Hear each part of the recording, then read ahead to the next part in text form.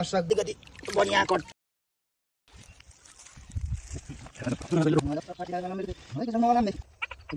माछा खाने भन्छ मोरा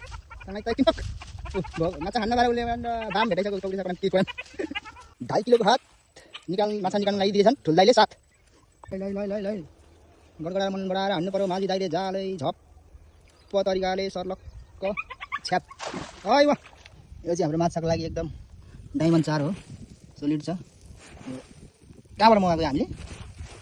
इन्डोनेसियाबाट हो इन्डोनेसियाबाट आएको यो चाहिँ फेरि यहाँ छ एकदम पिज्जा बनाउने डल्ला चाहिँ जापानबाट आएको अब यहाँ सुरु हुन्छ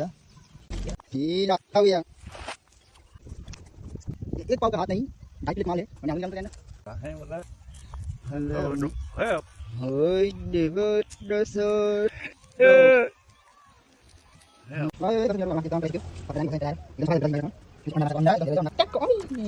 कागतीको झोल लगाएपछि बस टक्क फ्रिजमा राख्नु पर्छ लाभ 3 घण्टाको लागि त्यसपछि टाटा खानुको लागि वाउ नाइस ब्युटिफुल हुन्छ मछली शिकारी एकदम केराको पत्ता सत्ता बोकेर चारो बोकेर हिँडिराख्नु भएको छ यता शिकारी लड्का लो लड्का चल लाग्यो अब हेर्नु है हामी माछा कति निकाल्छौँ अब चाहिँ हामी शिकार खेल्नुलाई लाग्यौँ मछली शिकारको लागि यहाँ चारो हो यो मछली खाँदैन माछा मार्न जाँदा हामी यहाँ समुद्रमा आइपुग्यौँ समुद्रमा चाहिँ पानी अब टक्क हामी समुद्र पार गर्दैछौँ चल हामी बाटोमा आउँदा आउँदै यहाँनिर जङ्गली अर्नाहरू छ यहाँनिर एकदम ठुला अर्ना भैँसीहरू पनि रहेछ यहाँनिर जङ्गली किलोको 550 चल ल है हामी चाहिँ आइपुग्यो हाम्रो माछा मार्ने ठाउँ गन्तव्य ब्रह्मपुत्र कोसीमा आइपुगेको छ एकदम ठुलो कोसी छ यहाँनिर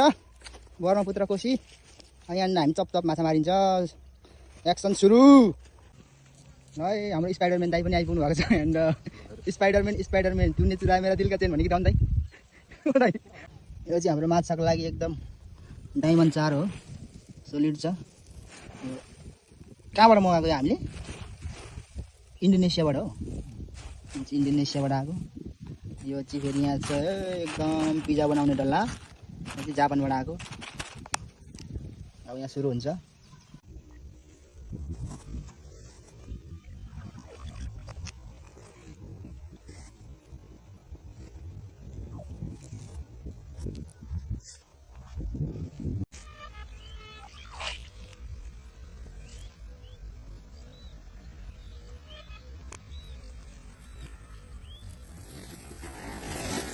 हाम्रो गुड्डु एकदम छटपटी राखेको छ माछा खानुको लागि जिब्रो निकाल्न ओ गुड्डु हिला हाउ या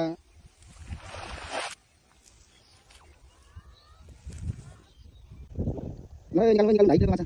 एक पाउको हात नहीं 2.5 किलो हात है भने हामीले निकाल्नु एक पाउको हात नहीं 2.5 किलो माल है भने हामीले निकाल्नु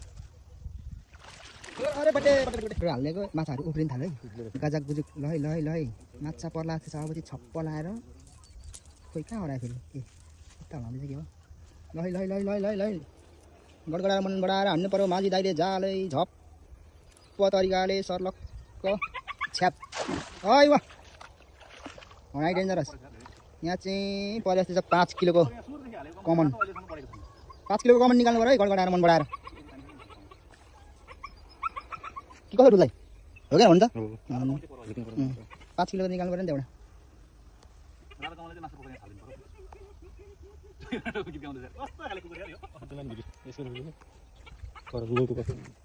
रुँदैछ बिचरा माछा खाने भन्छ मोरा तँलाई त एकछिन पक माछा खान्न बारे उसले दाम भेटाइसक्यो टोक्रिसक्यो के कोरन ल यहाँ चाहिँ आयो माछा आयो कमन निक्लेछ है यहाँ चाहिँ पहिलो असली माल चाहिँ निक्लेछ है गतिलो ल सर्लक्क है वा अब चाहिँ भन्दैखेरि यहाँनिर ह्याप्पी न्यू इयर हुने भयो ह्याप्पी न्यू इयर फोटो अरे यता फ्रेममा लगाउनु पर्छ क्या त्यो फ्रेममा लगाएर टक्क सजाउनु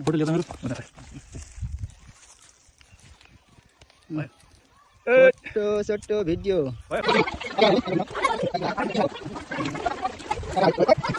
हामी माछा मारेर पनि फर्किसक्यौँ धेरै त होइन हामीले 3 किलो लगभग माछा मार्यौँ होला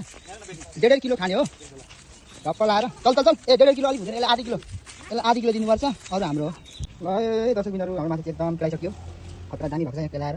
एकदम सफा छ भित्रदेखि बाहिरसम्म यो चाहिँ अन्डा माछाको अन्डा एकदम धेरै रहेछ अन्डा खाएर स्वास्थ्य हुनुपर्छ भन्ने हामीलाई लागिरहेको छ। आजको साँझ कति सफा हो यो भित्रभित्र ल ठिक छ ल ल 1 नम्बर ल कमन। साथीहरू हामीले चाहिँ यो माछालाई एकदम रेडी अवस्थामा बनाइसक्यौँ। म्यारिनेट गर्दैछौँ हामी। यहाँ धेरै केही हाल्नु हुँदैन, अलिकति टक्क नुन, अलिकति बेसार, अलिकति तेल, त्यस पछाडि लाएर तपाईँको अलिकति यहाँनिर थोरै ट्याक्क अमिलो कागतीको झोल लगाएपछि बास टक्क फ्रिजमा राखिदिनु पर्छ यसलाई अब 3 घन्टाको लागि। त्यस पछाडि तारेर खानुको लागि वाउ नाइस ब्युटिफुल हुन्छ। यहाँ छ हाम्रो अक्खा ओरिजिनल माल, यहाँ छ अन्डा। ल अब हाम्रो एकदम रेडी भइसक्यो। अब हामी यसलाई धेरै होइन 3 घन्टाको लागि चाहिँ चट्ट लगाएर फ्रिजमा छोडिदिन्छौँ। त्यस पछाडि 3 घन्टा पछाडि टक्क निकालेर फ्राई गर्दा चाहिँ एकदम दामी हुन्छ।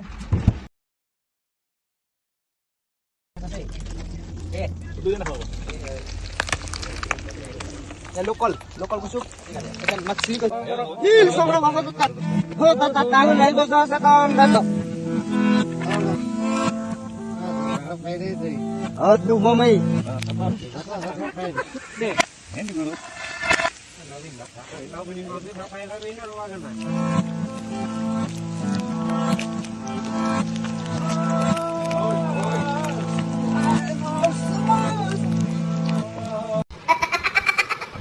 भाई मुस्कुराना आदत है मेरी, लेकिन जिंदगी मेरी भी झंडी है।